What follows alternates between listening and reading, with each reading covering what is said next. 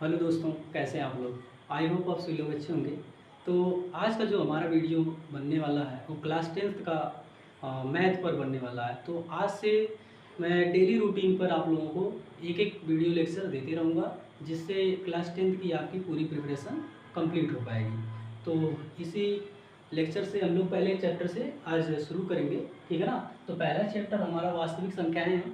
तो इसमें बहुत सारी संख्याओं के बारे में पढ़ना है, लेकिन पहले हम लोग थोड़ा मेजर संख्याओं के बारे में पढ़ लेते हैं, फिर उसके बाद आगे डिटेल्स में सभी संख्याओं के बारे में पढ़ेंगे। तो आज हम लोग पहले भाज्य संख्या क्या होता है, अभाज्य संख्या क्या होता है, उसके बारे में पढ़ेंगे। और उस पर डिपेंडेंट कुछ क्वेश्चंस हैं, जैसे वृक्षारेख में निरूपण करना और अभाज्य गुणनखंड करना, ऐसे करके बहुत सारे क्वेश्चंस हैं। तो उसमें हमें हेल्प मिलेगी, ठीक है ना। तो चलिए हम लोग स्टार्ट करते हैं। तो देखिए, अभाज्य संख्या क्या है। अभाज्य संख्या जिसे हम लोग प्राइम नंबर्स, इंग्लिश में प्राइम नंबर्स बोलते हैं। प्राइम नंबर्स क्या है? वे समस्त संख्याएं जो एक व स्वयं से विभाजित होती हैं। वे समस्त संख्याएं जो एक व स्वयं से विभाजित होती हैं अभाज्य संख्याएं कहलाती हैं। इन्हें आप लिख लीजिए, क्योंकि ये बहुत ही मेजर है, ठीक है ना। तो लिख लीजिए इसमें, वे समस्त संख्याएं जो एक व स्वयं से विभाजित हो जाती हैं अभाज्य संख्याएं कहलाती हैं। जैसा कि इसमें एग्जाम्पल मिले, जैसे 2, 3, 4, 5, 7 और 11, ऐसे ही 13, ऐसे ही आप आगे जाएंगे तो 17, 19, 23, ऐसे ही सो एंड डॉट। बहुत सारी संख्याएं हैं जो अभाज्य संख्याएं हैं। तो अभाज्य संख्याओं को पहचानने का तरीका हमने बताया कि भाई इसके सिर्फ दो ही गुणनखंड होंगे। कितने गुणनखंड होंगे? दो, ठीक है ना। कोई भी अभाज्य संख्या होगा उसके पास सिर्फ उसके दो ही गुणनखंड होंगे। जैसे मान लीजिए आपके पास है 29, मान लीजिए। तो 29 का जो पहला गुणनखंड होगा एक, एक सभी नंबर्स का, जितने भी नंबर्स होते हैं सभी नंबर्स का गुणनखंड होता है, ठीक है ना। और 29 इसका माने 29 इसका गुणनखंड होगा, एक तो होगा ही, 29 भी होगा, और कोई नंबर इसका गुणनखंड नहीं होगा। इसलिए ये जो संख्या है 29, ये आपकी अभाज्य संख्या में आती है, ठीक है ना। अब कुछ बातें बनती हैं, जैसे एक के बारे में बात बनती है कि एक कौन सी संख्या है, अभाज्य संख्या है या भाज्य संख्या है। हमें यहाँ पर दो ही संख्याओं के बारे में आज पढ़ना है कि अभाज्य है कि भाज्य है, ठीक है ना। तो अभाज्य संख्या क्या है, मैंने बताया इसके दो ही फैक्टर्स होंगे, यानी दो ही गुणनखंड होंगे। तो इसके एक के तो सिर्फ एक ही बन रहा है और कोई नंबर इसको विभाजित नहीं कर पा रहा है, इसलिए इसका ना तो ये भाज्य संख्या है ना ही अभाज्य संख्या है। तो ऑप्शन में आएगा, पहले 2-3 क्वेश्चन बनेंगे छोटे छोटे, उसको समझ लीजिए। अभाज्य संख्या से रिलेटेड 2-3 क्वेश्चन छोटे छोटे बनते हैं। पहला कौन सा बनता है कि सबसे छोटी अभाज्य संख्या, अभाज्य संख्या। तो सबसे छोटी अभाज्य संख्या क्या है? तो सबसे छोटी अभाज्य संख्या आप यहाँ देख सकते हैं कि 2 से मैंने स्टार्ट किया है, तो ये 2 सबसे छोटी संख्या कौन सी होगी? 2 होगी, ठीक है ना। ऐसे ही सबसे बड़ी की बात करें, सबसे बड़ी अभाज्य संख्या कौन सी है, तो वो आप आइडेंटिफाई नहीं कर पाओगे, पता ही नहीं कर पाओगे कि सबसे बड़ी संख्या कौन सी है, ठीक है ना। तो सबसे छोटी अभाज्य संख्या 2 है। और ये भी पूछता है, ठीक है ना, इतना ही, इतना समझ लीजिए, और बाकी चीज़ें अभी हम लोग आगे समझेंगे। एक के बारे में मैंने बताया कि एक ना तो भाज्य संख्या है ना ही अभाज्य संख्या है, तो इतना डिटेल्स इसके बारे में लिखना है। फिर दूसरी जो हमारी संख्या है भाज्य संख्या, भाज्य संख्या जिसको बोला जाता है कंपोजिट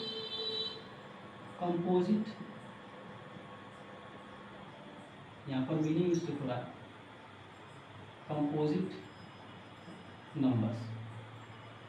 ठीक है, कंपोजिट नंबर्स क्या है, इसकी भी डिफिनेशन उसी तरीके से है, लेकिन इसमें थोड़ा सा चेंजिंग करेंगे।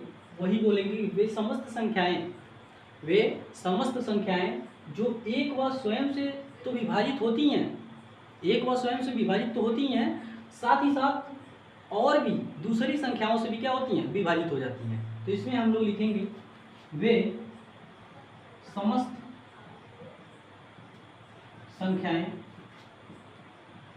जो एक व स्वयं से विभाजित होती हैं और दूसरी संख्याओं से भी विभाजित होती है। ठीक है, ये अपनी डिफिनेशन है टोटल। यहाँ पर आप आराम से समझ सकते हैं कि भाज्य संख्याएं क्या है, अभाज्य संख्याएं क्या है। ठीक है ना, तो भाज्य संख्याओं में उदाहरण लें जैसे हम लोग यहाँ पर, जैसे भाज्य संख्याएं कौन सी हैं, तो पहली भाज्य, इसमें मिस्टेक हो गया क्या, इसमें 4 लिखा गया है, ये 4 नहीं इसमें रहेगा। ठीक है ना, इसमें 4 आ गया है, 4 नहीं होगा। ठीक है, इसको क्लियर कर लीजिएगा। 2, 3 और 5 है, 4 नहीं इसमें। ठीक है, तो लिखने में थोड़ी सी मिस्टेक हो गई है वहाँ पर, तो यहाँ पर लिख लीजिए। तो पहली सबसे छोटी भाज्य संख्या क्या होगी, 4 होगी। ठीक है, फिर उसके बाद 6 होगी, फिर उसके बाद 8, फिर 9, फिर उसके बाद 12, ऐसे ही 14, ऐसे ही आपका 15 आ जाएगा। ठीक है, इस तरीके से 16, ऐसे ही आपका 18, 20, 21, 22, ऐसे ही बहुत सारी संख्याएं मिलेंगी। ठीक है, तो ये आपकी भाज्य संख्या है। ठीक है, तो इतना आप नोट कर लीजिए, फिर उसके बाद मैं आगे की चीज़ें आपको समझाता हूँ। ठीक है, नोट कर लीजिए। चलिए, तो मैं इसको इरेज कर लेता हूँ, आप लोग वीडियोस को रोक के उसको अच्छे से नोट कर सकते हैं।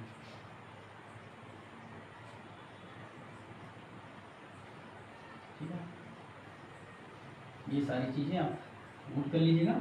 अब इसमें भाज्य संख्या में 2-3 क्वेश्चन छोटे छोटे बनते हैं। ये भाज्य संख्या क्या है, भाज्य संख्या। तो भाज्य संख्या में छोटे छोटे क्वेश्चन क्या बनते हैं, सबसे छोटा क्वेश्चन बनता है कि सबसे छोटी भाज्य संख्या कौन सी है, सबसे छोटी भाज्य संख्या कौन सी है। तो हमने देखा कि भाई 4 से स्टार्ट हो रहा है, 4 फिर 6 फिर 8, ऐसे 4 से स्टार्टिंग हो रही है, तो सबसे छोटी संख्या कौन सी होगी, भाज्य 4 होगी। सबसे छोटी भाज्य संख्या 4 होगी। ठीक है ना, इस तरीके से इसको जान लीजिए। और सबसे बड़ी तो भाई आइडेंटिफाई नहीं कर पाओगे तो उसको क्या लोगे। ठीक है ना, तो यहाँ आप इसको नोट कर लीजिएगा, नोट में लिख लीजिएगा इसको कहीं, नोट में पॉइंट नंबर 1 डाल के नोट में इसको नोट कर लीजिए। ठीक है, अब इसके आगे हम लोग चलते हैं, जो हमें पढ़ना है बहुत ही मेजर चीज़ है। जैसे आपको अभाज्य गुणनखंड करना सीखना होगा। ठीक है, अभाज्य गुणनखंड करना आप जब सीख जाएंगे तो आपको उसके आगे लासा मासा संख्याओं का निकालना सिखाया जाएगा। वृक्ष मेथड से कैसे अभाज्य गुणनखंड किया जाता है वो भी यहाँ पर सिखाया जाएगा आपको। तो टोटल मैं बेसिक सारी चीज़ें आपको समझाऊंगा। ठीक है ना, सिर्फ आप मेरे साथ बने रहो। ठीक है, तो देखो यहाँ पर जैसे अभाज्य क्या होता है, अभाज्य गुणनखंड क्या होता है, इसको समझ लीजिए। अभाज्य गुणनखंड, अभाज्य गुणनखंड जिसे बोलते हैं प्राइम फैक्टराइजेशन। ठीक है, प्राइम फैक्टराइजेशन ये क्या है, अभाज्य गुणनखंड। अभाज्य गुणनखंड को समझने से पहले हम समझ लें कि गुणनखंड क्या होता है, तो और भी अच्छा होगा। ठीक है ना, तो गुणनखंड समझ लीजिए, थोड़ी सी चीज़ें हैं छोटी छोटी। गुणनखंड ये छोटी चीज़ें हैं लेकिन इसको समझना बहुत ही ज़रूरी है। ठीक है ना, जिसे हम लोग फैक्टर्स बोलते हैं। तो फैक्टर्स क्या होते हैं, जैसे मान लीजिए कोई संख्या है, ये 5 नहीं 5 नहीं लेते हैं, 8 ले लेते हैं। 8 ले लेते हैं, तो तो गुणनखंड उसे कहा जाता है, टेक्निकल इसे मैथ की भाषा में जो बोलते हैं, गुणनखंड उसे कहा जाता है जो किसी संख्या को विभाजित, जैसे ये जो संख्या 8 है, 8 को जितनी भी संख्याएं विभाजित कर देंगी, वे समस्त संख्याएं जो किसी संख्या को विभाजित कर देती हैं, वे क्या होती हैं, उस संख्या के गुणनखंड कहलाती हैं। ठीक है ना। तो यहाँ पर जैसे 8 को विभाजित करने वाली कौन कौन सी संख्या है, 8 को विभाजित करने वाली संख्याएं, जैसे मान लीजिए एक तो y विभाजित करेगा ही, ठीक है ना, एक तो समस्त संख्याओं को विभाजित करता है, ठीक है ना, तो एक तो गुणनखंड है ही। साथ ही साथ अब इसको चेक करेंगे कि एक से बड़ी कौन सी संख्या है जो 8 को विभाजित करती है, तो 2 है। फिर उसके बाद आप देखेंगे तो 4 मिलेगा। एक ये स्वयं, एक ये संख्या है जो स्वयं अपने आप को विभाजित करती है, तो ये इसके जो 8 के जो गुणनखंड है वो आपको 4 मिलेंगे, 1, 2, 4 और 8। तो ऐसे ही बहुत सारी संख्याओं का गुणनखंड निकालने के लिए बोला जाता है। जैसे मान लीजिए आपको मिल गया कि 56 का गुणनखंड बताइए, 56 के गुणनखंड, तो गुणनखंड बताने के लिए हमें ऐसे ही चेक करना पड़ता है कि कौन कौन सी संख्याएं इसको विभाजित कर रही हैं। तो आप एक को तो लिखोगे, ठीक है ना, एक को तो लिखना ही है, इसको नहीं भूलना है, एक।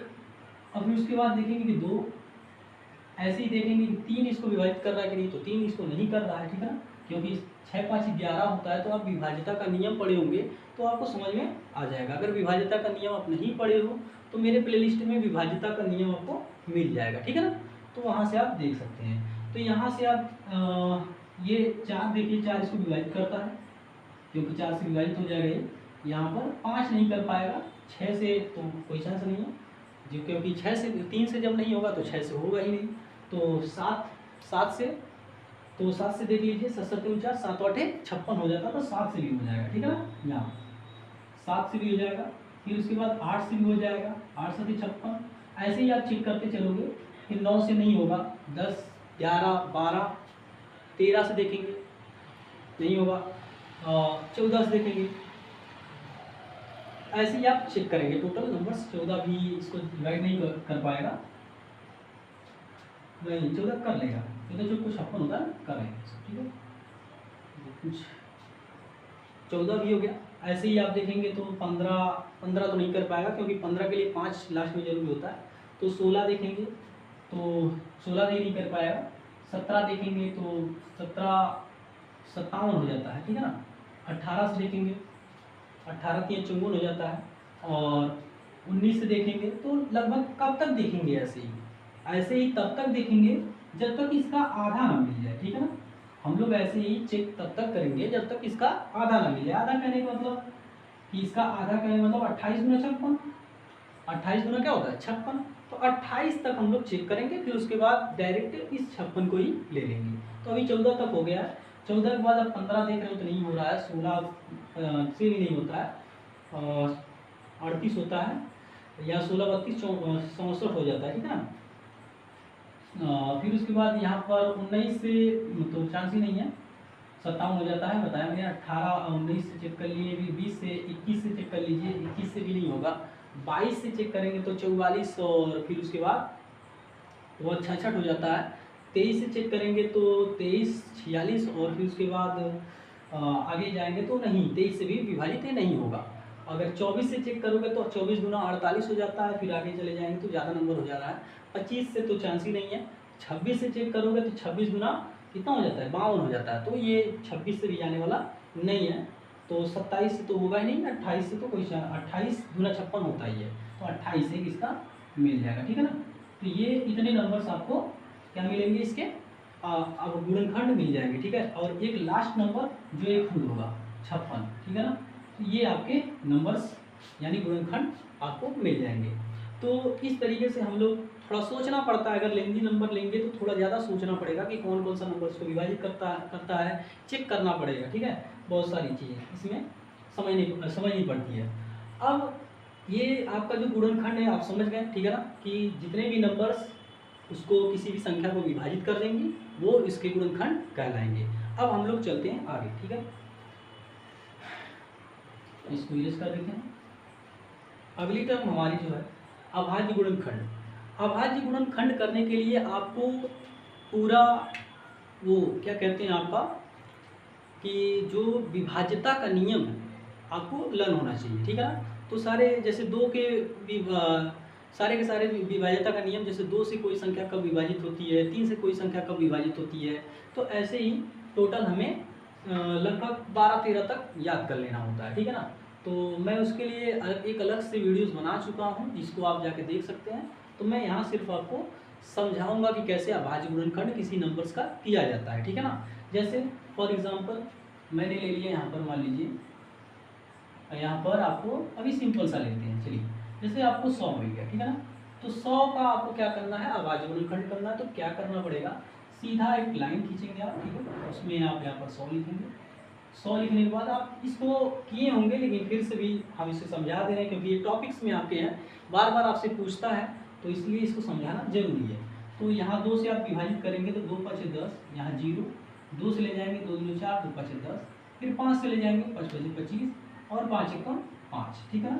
यहाँ अभाज्य गुणनखंड करने के कुछ ट्रिक्स भी हैं जिसे आप फॉलो करके बहुत ही आराम से इसे सॉल्व कर सकते हैं। तो वही मैंने जो बताया विभाज्यता का नियम, जिसे विभाज्यता का नियम याद रहेगा वो इस चीज़ों को और जल्दी कर देगा। इसको और जल्दी करने का तरीका ये था कि आप इसको 2 से ना करके थोड़ा जल्दी करने के लिए आप क्या करोगे, लास्ट में इसकी 0 है तो 5 से काट दीजिए आप, 5 गुणे 10 किसी भी अभाज्य संख्या। अभाज्य गुणनखंड करने का मतलब ये होता है कि आप उसको किसी भी अभाज्य संख्या से काट सकते हैं, अभाज्य संख्या से काटना है, ठीक है ना। तो 5 अभाज्य संख्या था जिससे मैंने इसको काट दिया, फिर 5 चौक को 20, फिर 2 2 से कर देंगे तो यहाँ पर आराम से ये कट जाएगा, ठीक है ना। तो ये इसका अभाज्य गुणनखंड। अब इसको मैंने अभाज्य गुणनखंड कर दिए, तो इसको लिखा कैसे जाएगा, नीचे यहाँ पर लिख देंगे कि अभाज्य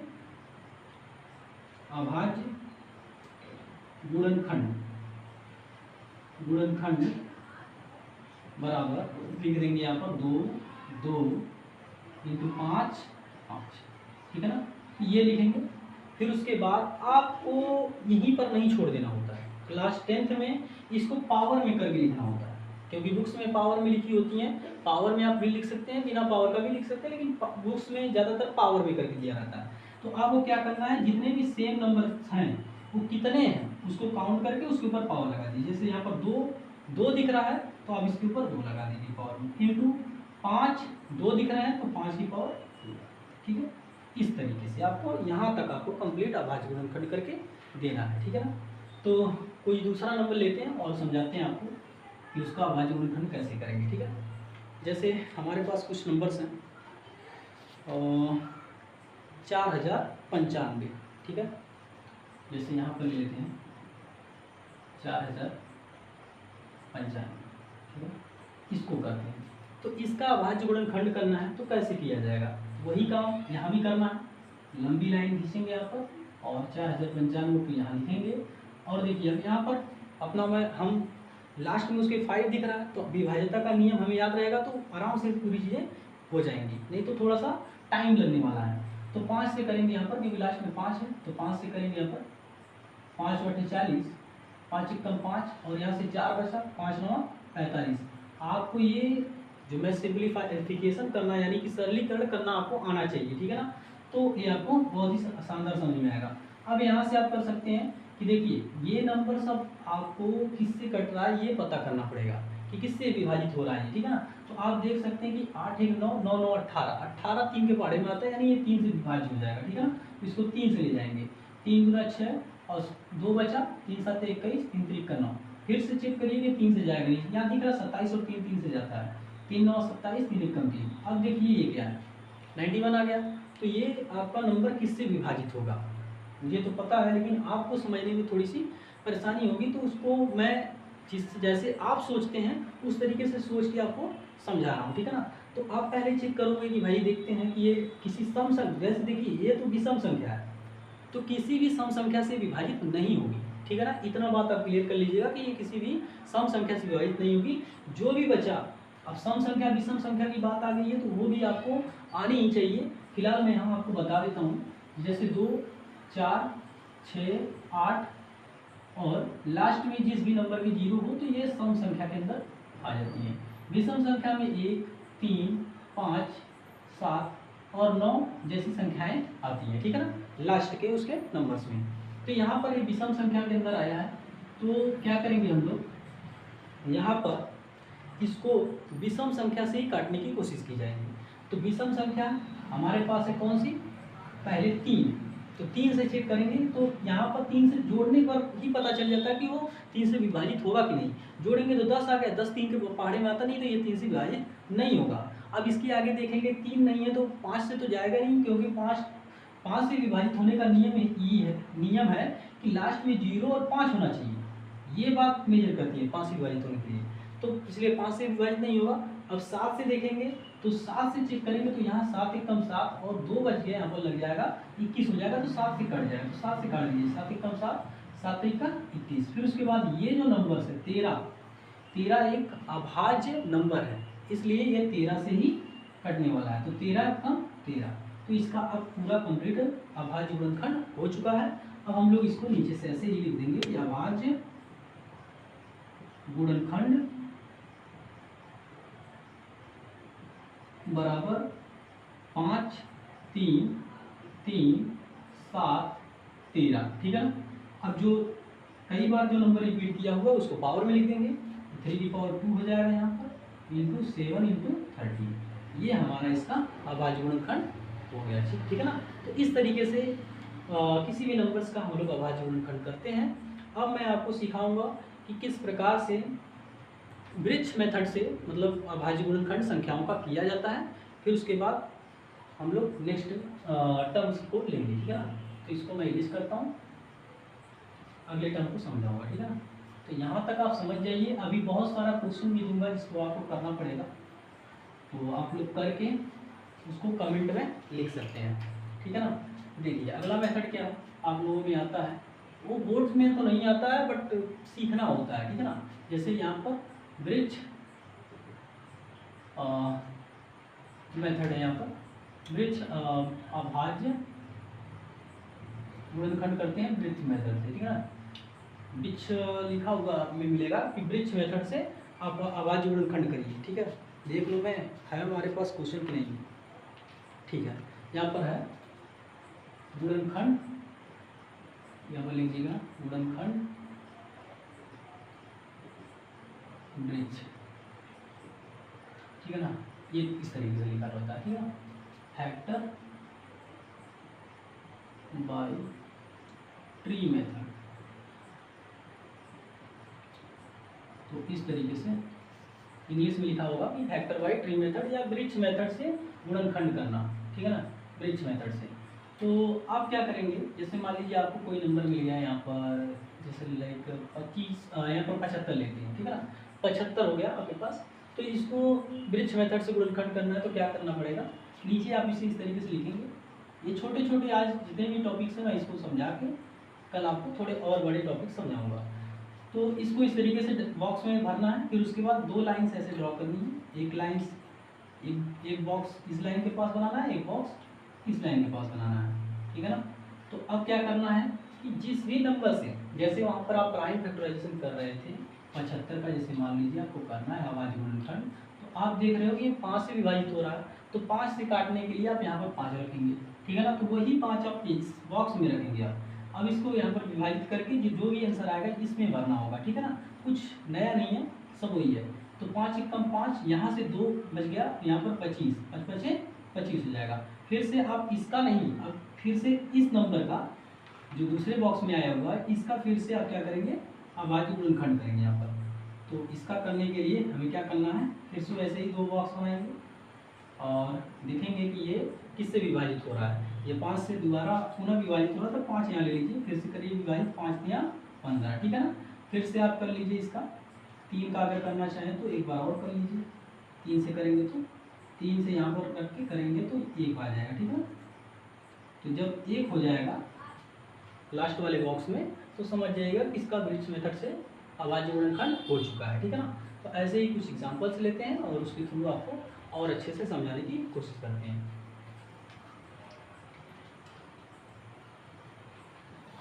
जैसे कुछ एग्जांपल्स लिखे हैं हमारे पास है, हाँ 28 है, ठीक है यहाँ पर, तो 28 ले लीजिए आप। इसका अभाज्य गुणनखंड करना है ब्रिज मेथड से, तो क्या करना होगा, बॉक्स में आपको मैंने कहा इसको फिल करना पड़ेगा और इसका 2 पार्ट बनाना है। एक पार्ट में आपको ऐसे 2 बॉक्स बना लेने हैं। फिर उसके बाद चेक करना है कि किससे विभाजित होगा। जिस भी अभाज्य संख्या से विभाजित होगा वो आप उसको यहाँ रखेंगे। तो 2 अभाज्य संख्या यहाँ पर है, 2 से ये विभाजित हो जाएगा। तो 2 से आप काट देंगे, 2 एकम 2, 2 चौका 8 हो जाएगा। फिर से आप इसका 2 पार्ट बनाएंगे, फिर से यहाँ 2 बॉक्स बनाएंगे, ठीक है। फिर यहाँ 2 लिखेंगे क्योंकि 2 से विभाजित होगा, 2 सके 14। फिर से आप यहाँ पर बॉक्स बनाएंगे और करेंगे। तो 7 एकम 7, नीचे यहाँ पर लास्ट वाले बॉक्स में 1 आ जाएगा। तो मैंने कहा कि यहीं पर आपको छोड़ देना है अभाज्य गुणनखंड करके, ठीक है ना।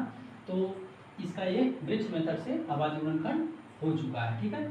तो आप समझ गए होंगे कि ब्रिज मेथड से कैसे अभाज्य गुणनखंड किया जाता है।